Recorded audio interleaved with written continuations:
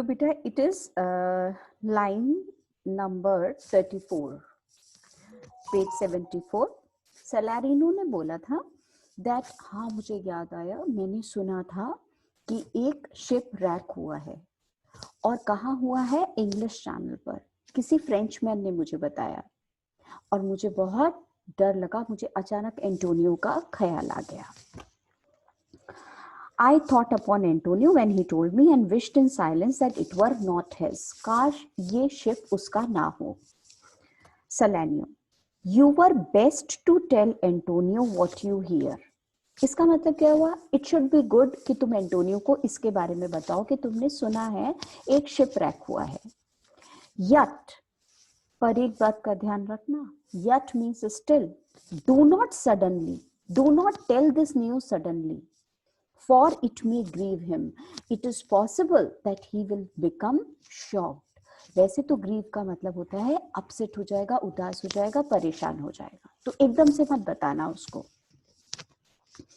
बेटा सलारिनो बोलता है, अब ये बहुत ही ज्यादा जितना भी है वैसे इंपॉर्टेंट तो नहीं है, पर ये वाली चीज बेटा इसकी थोड़ी सी इंपॉर्टेंट है, the friendship between Bassanio and Antonio. तो वो पूछते हैं कि कैसे एंटोनियो ने बेसानियो को गुड बाय कहा था। A kinder gentleman treads not the earth. Treads का मतलब walk. एंटोनियो से ज्यादा काइंड पर्सन कोई भी नहीं है walking on this earth. I saw Bassanio and Antonio part. Part का मतलब going away, separating. Bassanio told him he would make some speed of his return.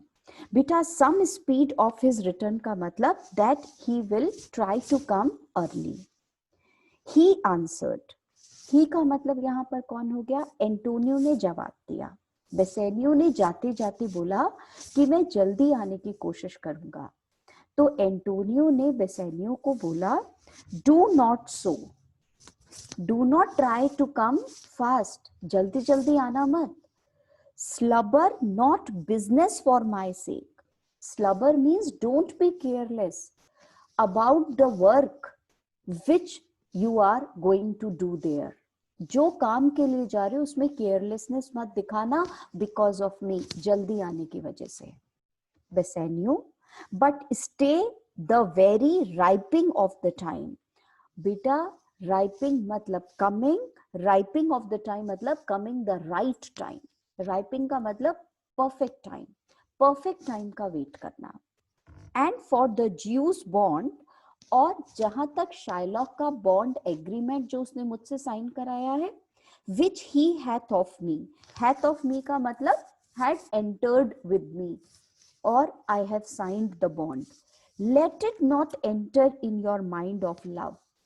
For your love means the loveful thoughts, the loveful thoughts of marriage for Portia. You just concentrate on those thoughts. You should not worry about those things. ये bond के बारे में कोई भी thought मत आने देना। Be merry का मतलब be happy, and employ, बेटा employ का मतलब डायरेक्ट, डायरेक्ट मतलब डायरेक्टली नहीं, डायरेक्ट मतलब ट्विस्ट कर दो, चेंज कर दो। Your chiefest thoughts, change your most important thoughts. अपने सारे थॉट्स में से बॉन्ड की बात निकाल के you just think only about courtship. Courtship is your proposal of marriage. And such fair ostents of love. बेटा ऑस्टेंट्स का मतलब how you will show, ostents का मतलब डिस्प्ले, शोइंग, और बेटा फेयर का मतलब फेवरेबल, कैसे तुम उसको प्रपोज करोगे, कैसे शो करोगे अपने लव को, इसके बारे में सोचना। As shall conveniently become you there. बेटा conveniently मतलब suitable, become you there का मतलब what is suitable, favorable for you there. So don't think about any other thing. ये पूरी स्पीच किसने बोली है?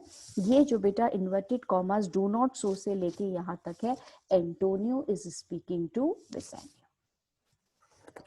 और उसके बाद इन्वर्टेड कॉमास के बाद फिर सलारिनो ने बोलना शुरू कर दिया, एंड इवन देयर। बेटा इसका मतलब वहां पर, उस समय, at that time, at that place, his eye being big with tears. Big मतलब filled और उसकी आंखों में आंसू आ गए. Turning his face, और Antonio turned his face away, और वो इतना आंसू आ गए कि वो दिखाना नहीं चाहता था बेसेनियो को अपने आंसू. He put his hand behind him and with affection, with love, beta wondrous sensible, extremely loveful. Sensible का मतलब बेटा with very much of love. He wrung का मतलब he shook बेसेनियो's hand, बहुत प्यार से उसने सिर को ऐसा घुमा के और बहुत प्यार से उससे हाथ मिलाया. And so they parted. In this way they went away. No बस इतना ही पूछते होते हैं कैसे वो दोनों अलग हुए and all that. Salanio, I think he only loves the world for him. बेटा I think he का मतलब Antonio only loves the world for Bassanio.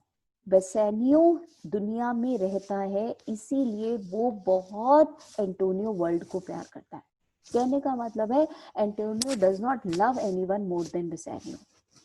I pray thee, I request you, let us go and find him out. चलो हम Antonio को ढूंढे. And quicken his embraced heaviness. बेटा his embraced heaviness. Embraced का मतलब involved in. Heaviness का मतलब बेटा the sadness. और quicken का मतलब हो गया let us make him happy by decreasing his sadness with some delight or other. बेटा by some kind of entertainment. उससे कुछ बातें करेंगे उसका ये सब कम हो जाए. Salarino do we so, और बेटा कहते हैं हाँ हाँ चलो, और दोनों चले जाते. ठीक है, ये थोड़ा सा और नोट्स में से पढ़ लें और फिर इसके बाद बेटा हम आगे जाएंगे. आगे नहीं जाएंगे, खत्म हो गया फिर ये. तो नोट्स में बेटा हम यहाँ पर आ गए हैं. By Virgin Mary, thanks for reminding me. I was talking yesterday with a Frenchman who told me that in the narrow seas that part the French and English, a vessel of our country sank loaded full with rich cargo. I thought about Antonio when he told me and wished in silence that the ship wasn't his. The best thing for you would be to tell Antonio about what you heard. Still, don't tell him without warning because it may be too painful. A more kind-hearted gentleman than Antonio is not to be seen walking upon this earth. I saw Bassanio and Antonio say goodbye. Bassanio told him that he would try to hurry back to Venice, but Antonio replied, "Don't hurry back. Don't be careless with your business for my sake." Sake matlab reason. But wait until your plans are completed. He also asked Bassanio not to feel worried about the bond which he had signed to get a loan from the Jew, and urged him ka matlab asked him to remain cheerful and to devote his thoughts mainly to his love proposal of Portia.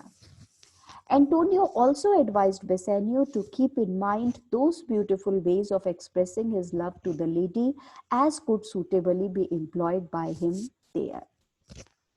And at that spot, his eyes being full of tears, he turned his face away and put his hands behind him. Then he shook Bassanio's hand with a wonderful affection and sensitivity. In this way, they parted from each other.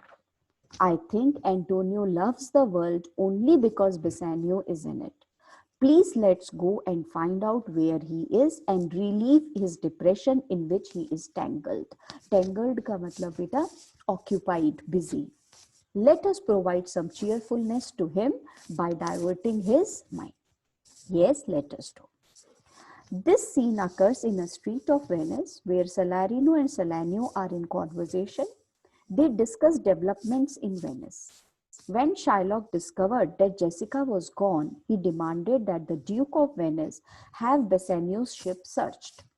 This proved to be impossible because Bassanio had already sailed.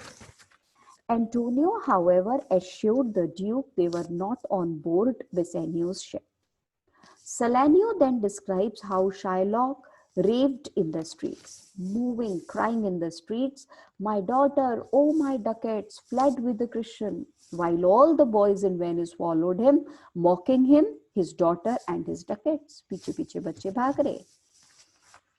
Salarino reports that he had heard from a Frenchman about the wreckage of a Venetian ship. टूटा है एक Venetian ship, डूब गया है, and secretly hopes that it is not Antonio's. Salarino asks him to inform Antonio about it tactfully, cleverly उसको बताना so as not to upset him. Salarino praises Antonio's kindness and his love for Bassanio and recalls their last meeting before Bassanio's departure to Belmont. Bassanio promised Antonio to return as soon as his task finishes in Belmont. However, Antonio assures him that he need not worry about the bond and should not rush. Salarino and Salarino leave the stage to meet Antonio and try to cheer him up. बेटा Shylock is here depicted partly as a comic character. आधा तो इस scene में वो comedy वाला लग रहा है and partly as a pathetic figure. Pathetic means in very poor condition. The manner in which he laments, बेटा he cries, जिस तरीके से वो रो रहा है, चिल्ला रहा है. The loss of his daughter and his ducats amuses us considerably. Considerably मतलब largely. Amuses मतलब makes us laugh. हमारा बड़ा entertainment होता है जिस तरीके से वो रो रहा था. Though we at the same time pity him, हमें दुख भी होता है उसके ऊपर, because of the manner in which his own daughter has betrayed him. उसकी अपनी बेटी ने उसे betray कर दिया, cheat कर दिया. The friendship of Antonio and Bassanio is idealized in this scene. Perfect friendship दिखाई है. और बेटा Shylock, an unscrupulous and callous man. Unscrupulous is बेटा unreliable. और callous मतलब बहुत cruel है. Who cares more for money than for the loss of his daughter?